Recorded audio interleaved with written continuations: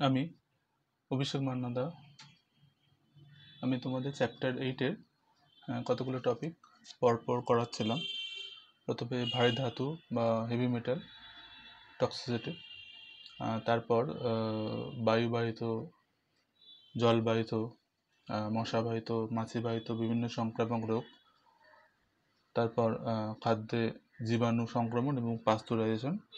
এই টপিকগুলির উপর আমি তোমাদের ক্লাস নিয়েছি। আজকে তোমাদের অ্যালার্জি এবং খাদ্যে ভেজাল এই দুটি টপিকের ওপর ক্লাস নেব। এই দুটি খুবই রিলেটেড এবং খুবই গুরুত্বপূর্ণ টপিক। তো প্রথমে আমরা দেখে নিই খাদ্যে ভেজাল বা ভেজাল খাদ্য বলতে কী বোঝায়। যে সমস্ত পদার্থ আমাদের স্বাস্থ্যের পক্ষে ক্ষতিকর, সেই ধরনের পদার্থ যদি আমাদের খাদ্যেতে মিশানো হয় বা খাদ্যে উপস্থিত এরকম কোনো উপকারী যদি উপাদান ইচ্ছাকৃতভাবে অপসারণ করা হয়, তখন সেই খাদ্যকে বলে ভেজাল খাদ্য। তো আমাদের দৈনন্দিন জীবনে দুর্ভাগ্যক্রমে অনেক রকম ভেজাল খাদ্যই আমরা খেয়ে থাকি। যেমন ধরো খুব কমন জল মেশানো দুধ বা মাখনতলা দুধ, বা দুধের ডেনসিটি বাড়ানোর জন্য দুধের মধ্যে আটা বা ময়দা মেশানো। তারপর ধরো চা বা কফির সঙ্গে তেঁতুল বীজের গুঁড়ো বা কাঠের গুঁড়ো মেশানো, চালের মধ্যে কাঁকড় বা সাদা পাথরের টুকরো মেশানো, বেসনের সঙ্গে খেসারের ডালের গুঁড়ো মেশানো, সর্ষের তেলের সঙ্গে শিয়াল কাটার বীজের তেল মেশানো, সর্ষের সাথে শিয়াল কাটার বীজ মিশিয়ে দেওয়া, বনস্পতির সঙ্গে পশুর চর্বি মেশানো, মিষ্টিতে রং করার জন্য বিভিন্ন রকম রাসায়নিক মেশানো, গোলমরিচের সঙ্গে পেঁপের বীজ মিশিয়ে দেওয়া, গোটা হলুদের মধ্যে বিভিন্ন রকম রাসায়নিক যেমন লেড ব্রোমিড বা মেটালিন ইয়েলো এইসব মেশানো। তো এগুলো হচ্ছে যে আমাদের খাবারের মধ্যে আমরা না চাইলেও অনেক সময় উপস্থিত থাকে।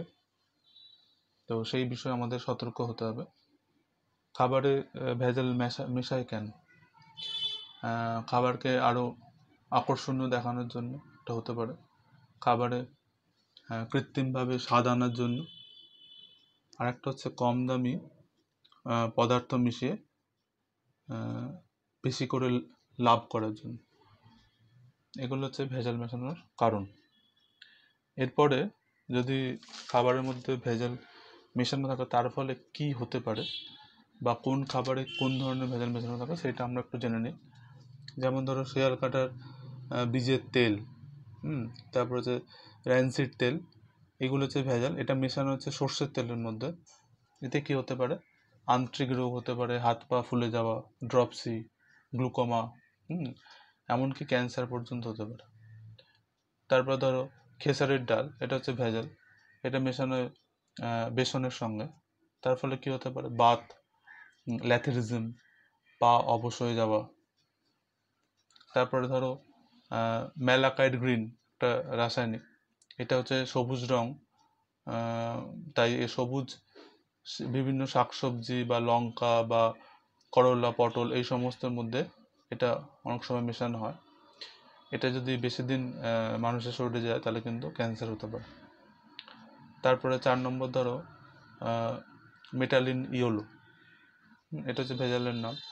এটাও একটা হলুদ রঙের রং এবং সেই জন্য এই পদার্থটা গুঁড়ো হলুদ বা লাড্ডু বা বোঁদে, এই ধরনের খাবারের মধ্যে মেশানো হয়ে থাকে।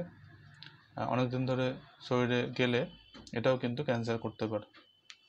তারপর 5 নম্বর ধরো জল বা স্টার্চ জাতীয় পদার্থ, ময়দা, অ্যারোরুট, এগুলো হচ্ছে ভেজাল। এগুলো কোথায় মেশাবে? দুধের মধ্যে, যাতে দুধের ঘনত্বটা বেড়ে যায়। এতে কি হয়? দুধের যে অন্য যে উপাদান, দরকারি উপাদানগুলো, তার ঘাটতি দেখা যায়। তারপরে ধরো অনেক সময় দুধের থেকে মাখন তুলে নেয়, সেটাও কিন্তু এক ধরনের ভেজাল। মাখন অপসারণ করলে কী হবে, বিভিন্ন রকম ভিটামিন, ধরো বি বা ডি, এগুলোর কিন্তু ঘাটতি দেখা যাবে, যেটা দুধে থাকার কথা ছিল।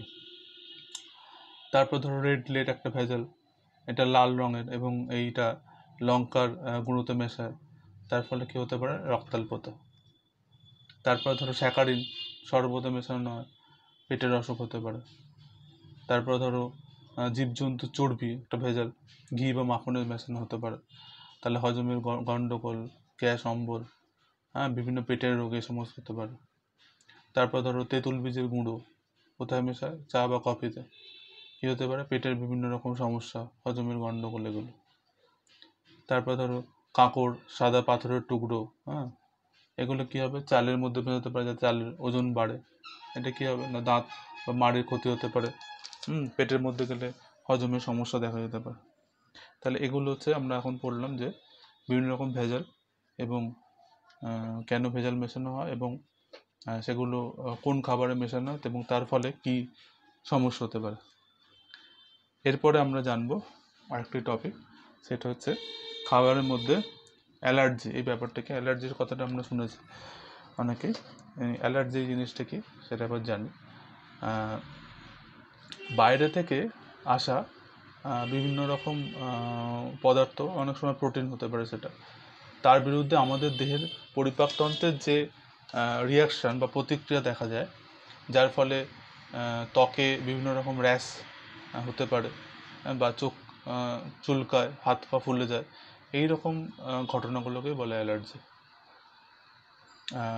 ধোঁয়া, ধুলো, ঝুল, কালি, ফুলের রেণু, এগুলো থেকে অ্যালার্জি তো হয়, অনেক সময় খাবার থেকেও অ্যালার্জি হতে পারে। যেমন ধরো বেগুন বা ডাল বা ইলিশ মাছ বা চিংড়ি মাছ বা ডিম, কাঁকড়া, এইগুলো থেকেও অ্যালার্জি হতে পারে। কখনো কখনো দেখা যায় একটা খাবারে কারোর অ্যালার্জি, আবার সেই খাবার কিন্তু অন্যরা খুব আয়েসে খেয়ে নিচ্ছে, কোনো অসুবিধা হচ্ছে না। তাহলে এটা কিন্তু ব্যক্তি বিশেষের উপর ডিপেন্ড করে। কোনো খাবার কারোর জন্য অ্যালার্জি হতে পারে, কারোর জন্য সেটা কিন্তু কোনো সমস্যা সৃষ্টি নাও করতে পারে। এই খাদ্যগুলোর মধ্যে কিছু কিছু রাসায়নিক থাকে যেগুলো কিন্তু এই অ্যালার্জি, এই সিমটমটা তৈরি করে। এবার আমরা দেখব যে কোন খাবারে কীরকম অ্যালার্জি সিমটম দেখা যেতে পারে। যেমন ডিম, এটা থেকে কি হতে পারে, অনেক সময় গা চুলকায়, বমি ভাব, বা জিভের মধ্যে চুলকানি, র্যাশ, বারবার পাতলা মলত্যাগ, এগুলো। তারপর ধরো বেগুন, এখানে জিভ বা মুখ চুলকানো, অস্বস্তি হওয়া, গায়ে লাল লাল র্যাশ হওয়া, এই সমস্ত। তারপরে হচ্ছে ধরো বাদাম, এক্ষেত্রে র্যাশ হতে পারে, শ্বাসকষ্ট হতে পারে, বমি হতে পারে। তারপরে ধরো দুগ্ধজাত খাবার বা দুধ, এগুলো, এ থেকে কী হয়, ঠোঁট ফুলে যেতে পারে, ডায়রিয়া হতে পারে, গা চুলকাতে পারে, মাথা ঘুরতে পারে। তারপর ধরো গম বা গম থেকে তৈরি বিভিন্ন খাবার, এক্ষেত্রে কী হতে পারে, শ্বাসকষ্ট হতে পারে, র্যাশ বেরোতে পারে বা গা চুলকাতে পারে। তারপর ধরো কাঁকড়া বা চিংড়ি মাছ, এখান থেকে কী হতে পারে, গায়ে লাল র্যাশ বেরোতে পারে, গায়ে চুলকানি হতে পারে, বমি হতে পারে, বা শ্বাসকষ্ট হতে পারে। তো এইগুলো হচ্ছে বিভিন্ন রকম আমরা দেখলাম খাবার, যেখান থেকে তোমরা ছবিতে দেখতে পাচ্ছ বিভিন্ন রকম খাবার যেগুলো কিন্তু অ্যালার্জি সৃষ্টি করতে পারে। তো সেগুলো আমরা জানলাম এবং সেখান থেকে কোন খাবার থেকে কী লক্ষণ হয় সেটাও আমরা জানলাম। এবার আমরা সামগ্রিকভাবে অ্যালার্জির যে সিমটমগুলো, কোন সিমটমগুলো দেখলে বোঝা যাবে যে অ্যালার্জি হতে পারে, সেটা একটু এক ঝলকে দেখে নিই। তোমরা ছবিতে দেখতে পাচ্ছ যে সিমটমগুলোকে সুন্দর মজার ছলে দেখানো হয়েছে। তো যেমন ধরো চামড়ার মধ্যে চাকা চাকা দাগ, তারপর ধরো অসম্ভব চুলকানি বা সেই জায়গাটা লাল হয়ে যায় বা ফুলে ওঠে, বা খুব গরম অনুভূত হয়, কষ্ট হয়, বা ধরো চোখের মধ্যে চুলকানি, এরকম চুলকায় এরকম। তারপর ধরো বমি, তারপর ধরো মুখের ভেতরে বা গলা বা জিভ ফুলে যায়, অনেক সময় দেখা যায় যে চোখ মুখ ফুলে গেছে, অনেক সময় পেট ব্যথা শুরু হয় বা পেটের যন্ত্রণা শুরু হয়, এবং কোনো কোনো ক্ষেত্রে ডায়রিয়া শুরু হয়ে যায়। এগুলো হচ্ছে অ্যালার্জির একটা সামগ্রিক বা ইন জেনারেল একটা লক্ষণ বিভিন্ন রকম। অ্যালার্জির প্রতিরোধ কি? কোন খাবার থেকে অ্যালার্জি হচ্ছে সেটা যদি জানতে পারা যায় তখন তাহলে সেই খাবারটাকে অ্যাভয়েড করতে হবে, সেই খাবার খাওয়া চলবে না। আর অবশ্যই অ্যালার্জি হলে ডাক্তারের পরামর্শ মতো অ্যান্টি অ্যালার্জি ওষুধ খেতে হবে। তো আজকে আমরা তাহলে দুটো টপিক, একটা হচ্ছে খাদ্যে ভেজাল এবং অ্যালার্জি, এই দুটো টপিকের উপর আলোচনা করলাম। এর পরের ক্লাসে আমরা অন্য আরেকটি টপিকের উপর আলোচনা করব।